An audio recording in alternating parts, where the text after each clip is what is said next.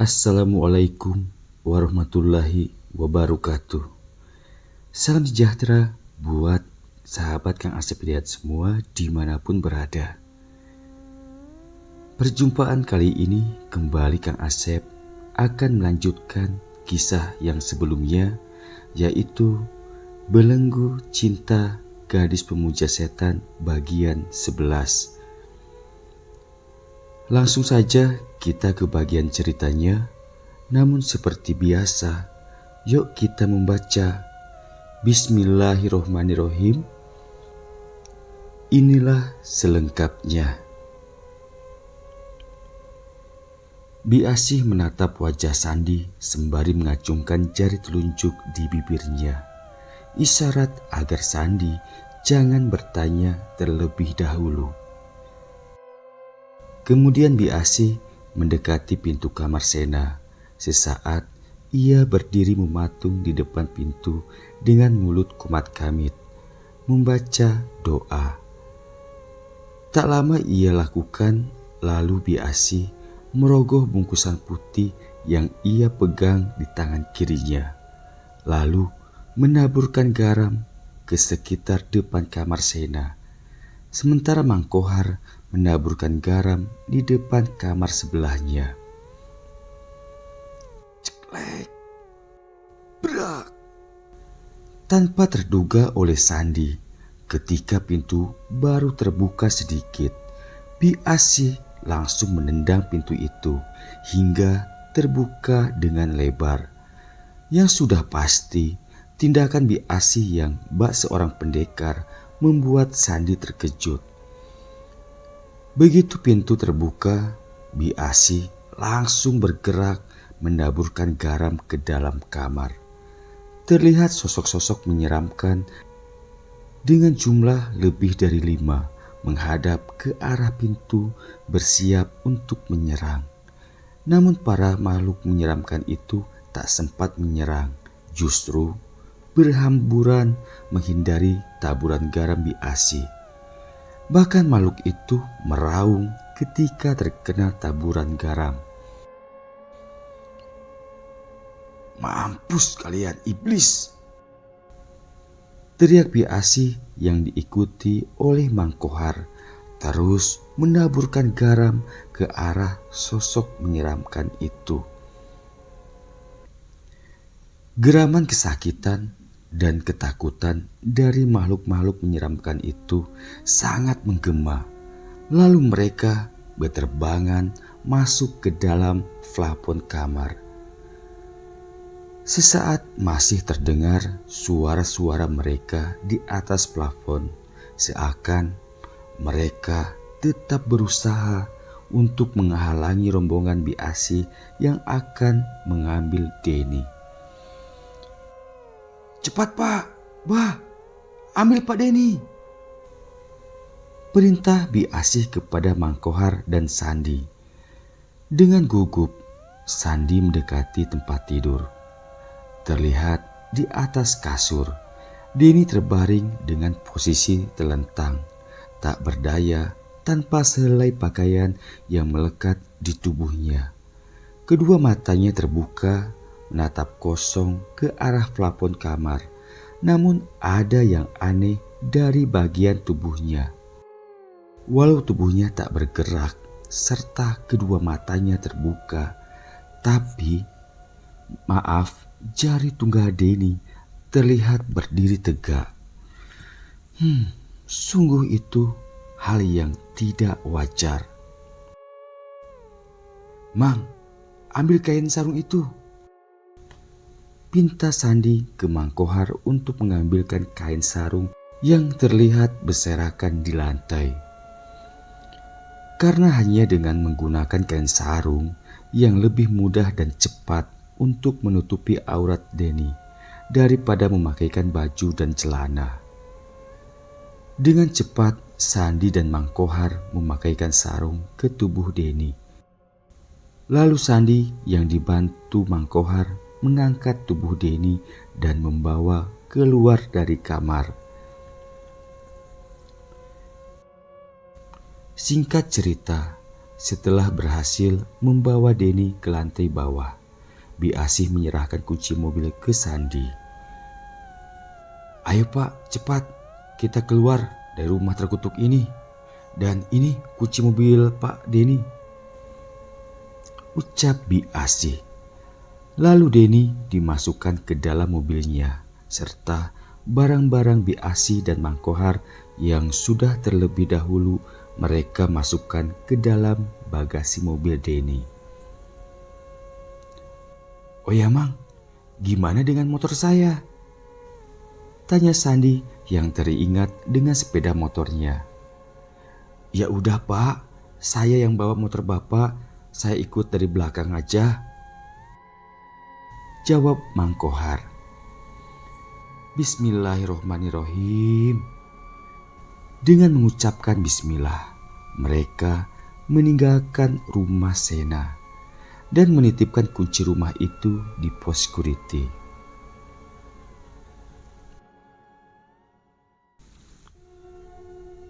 "Pak, bisa lebih cepat nggak kita sampai ke rumah Pak Ustadznya? Karena Bibi yakin sekarang Bu Sena sudah tahu kita membawa kabur Pak Denny," ujar Bi Asih cemas. Mendengar ucapan Bi Asih, Sandi menambah kecepatan mobilnya walau sedikit oleng. Karena memang Sandi belum benar-benar mahir mengemudikan mobilnya.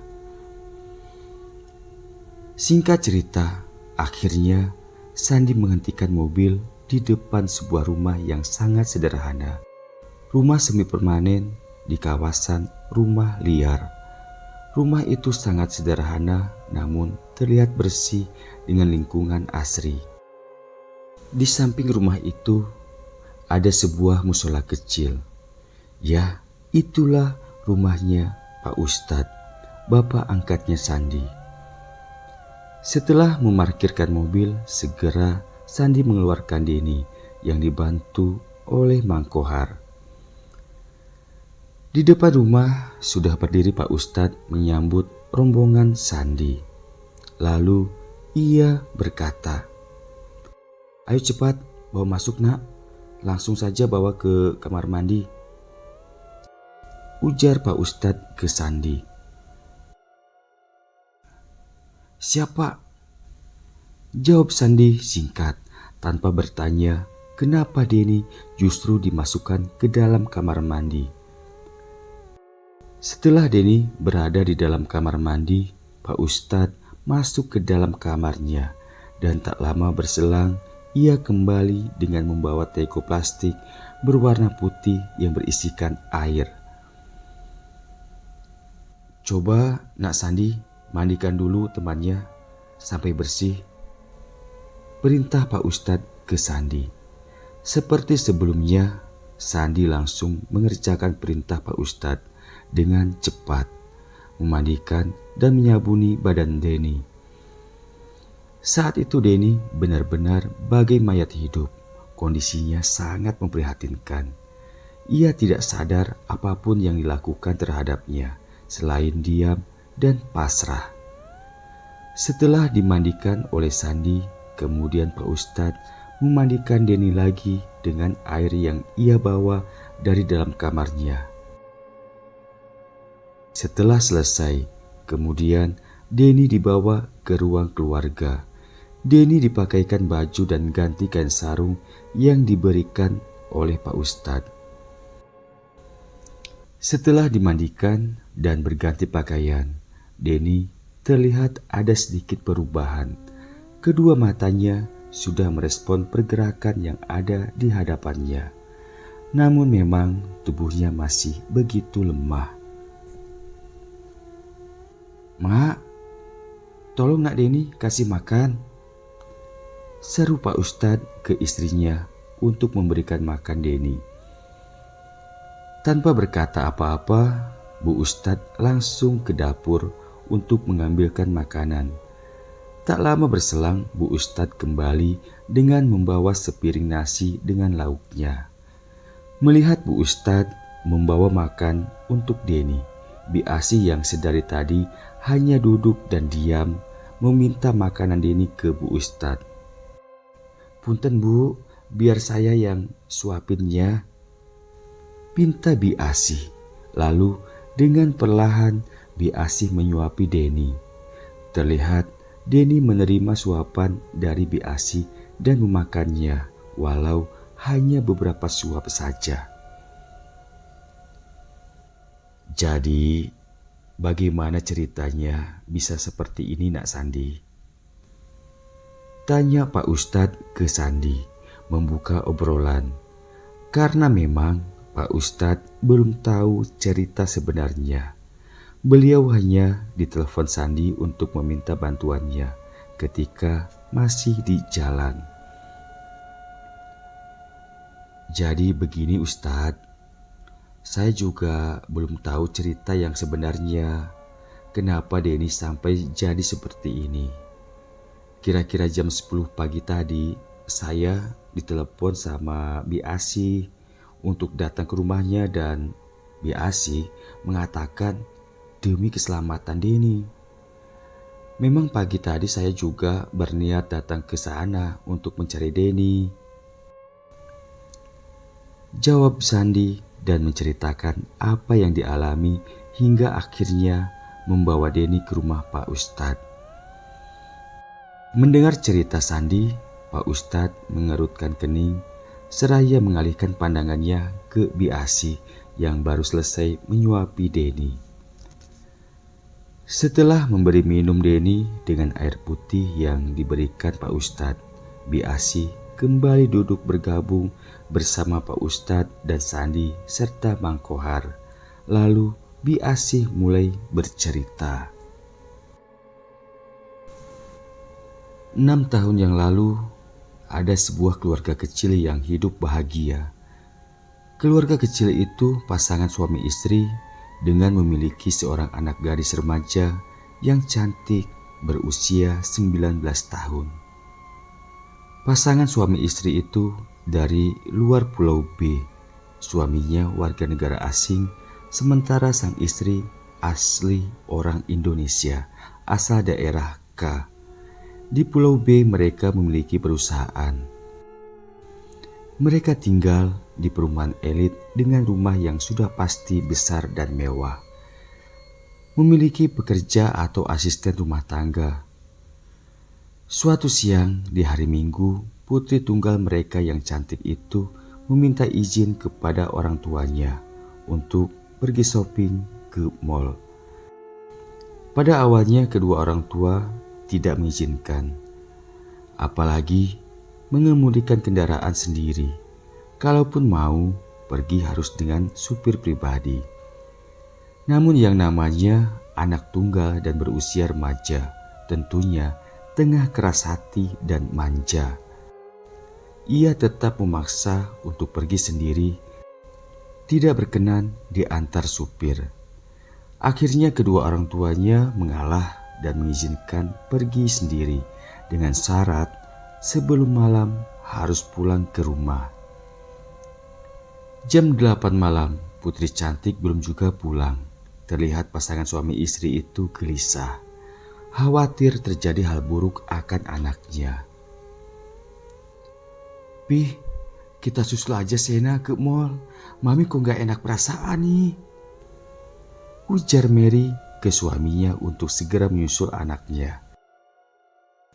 Tanpa pikir lagi, akhirnya Mary bersama suaminya dan supir pribadi berangkat menyusul Sena ke mall. Namun di mall, mereka tidak juga mendapati Sena. Pencarian Sena dilanjutkan dengan berkeliling kota, namun tetap saja tidak ditemukan. Mary semakin cemas, bahkan ia menangis. Suami Mary yang biasa dipanggil Mr. Adam mencoba menelpon kenalannya yang seorang anggota polisi di kota itu untuk meminta bantuan mencari Sena, dan setelah menginformasikan jenis mobil dan ciri-ciri anaknya ke polisi kenalannya itu, kemudian Adam dan Mary disarankan oleh anggota polisi tersebut menunggu saja di rumah karena pencarian dilanjutkan oleh pihak polisi. Jam 2 dini hari, beberapa orang anggota polisi datang ke rumah Adam, menginformasikan bahwa Sena telah ditemukan dan saat itu sudah dibawa ke rumah sakit untuk dilakukan perawatan secara intensif. Karena memang kondisi Sena sangat memprihatinkan, diduga Sena telah menjadi korban penculikan dan pemerkosaan. Mendengar itu tentu saja membuat Adam dan Mary sangat sedih. Bahkan Mary menjerit histeris. Singkat cerita, beberapa hari dirawat di rumah sakit. Sena belum ada tanda-tanda siuman. Kondisi masih koma dan nyaris belum ada peningkatan lebih baik. Bagaimana perasaan Adam dan Mary tidak perlu digambarkan lagi, karena sudah pasti sedih yang teramat sangat. Hingga bulan ketiga, Sena dirawat. Sena belum juga sadar dan masih dirawat di ruang ICU.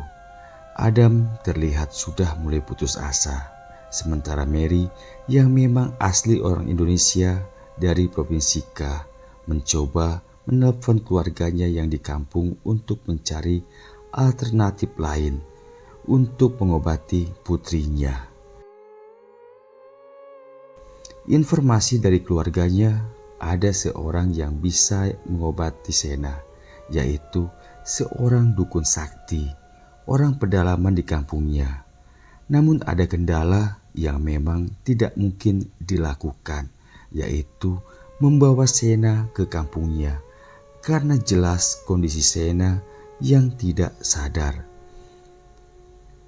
Setelah berunding yang cukup sulit, akhirnya Mary saja yang harus pulang ke kampungnya untuk bertemu dengan dukun sakti itu. Sebelum berangkat, Mary berkoordinasi dengan suaminya bahwa ia hendak pulang ke kampung untuk menemui dukun sakti yang katanya bisa menolong Sena. Atas dasar sudah ditangani pihak medis sekian bulan, namun belum ada tanda-tanda kesembuhan Sena. Akhirnya Adam menyetujui, namun ia tidak bisa ikut ke kampung Mary. Karena jika semua berangkat, lalu siapa yang menjaga Sena? Akhirnya Mary berangkat bersama Biasi, sang asisten rumah tangganya. Suara kicauan burung liar bersahutan terdengar begitu merdu. Ditambah dengan hembusan angin lembut, terasa sangat sejuk di tubuh. Namun bayangan keindahan dengan lingkungan yang asri dan indah harus ditepis, karena saat itu Mary dan Biasi tengah berjalan di jalan setapak menuju sebuah hutan belantara yang dikenal oleh masyarakat setempat sebagai hutan angker. Mary dan Biasi yang diantar oleh salah satu saudara Mary bukannya tidak merasakan ngeri, namun tidak ada pilihan demi menyelamatkan nyawa anak semata wayangnya. Apalagi Biasi yang memiliki indera keenam atau biasa disebut indigo. Tentunya berbeda situasi dalam pandangannya saat itu. Mereka terus berjalan memasuki hutan belantara hingga bertemu dengan sebuah pondok atau tepatnya gubuk yang diapit dengan dua batang pohon yang sangat besar dan rimbun. Kedua pohon itu walau berukuran besar tapi tidaklah terlalu tinggi. Hanya saja memiliki dahan yang rindang serta daunnya rimbun. Sekilas mirip dengan pohon beringin. Bedanya, kedua pohon itu tidak memiliki akar yang berjuntayan layaknya pohon beringin. Setibanya di depan gubuk reyot yang sudah pasti sangat sepi, mereka berdiri. Sesaat mereka menyapukan pandangan ke sekelilingnya. Terlihat hanya pepohonan besar, tinggi menjulang dan rapat, serta suasana yang temaram.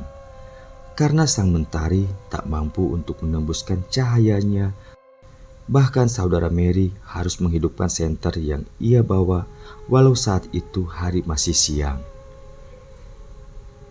Beda dengan Bi Asih, dalam pandangannya saat itu, ia melihat sosok-sosok mengerikan dengan bentuk rupa yang beraneka ragam, bergelantungan di dahan-dahan pohon yang berada di kiri dan kanan gubuk itu. "Nek, kami datang, hendak bertemu.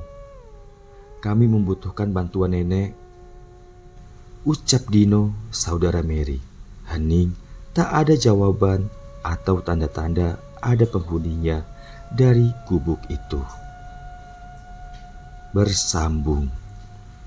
Bagaimana akhir dari kisah ini? Ikuti kisahnya di bagian 12 atau bagian akhir. Kang Asep haturkan banyak terima kasih dan wassalamualaikum warahmatullahi wabarakatuh.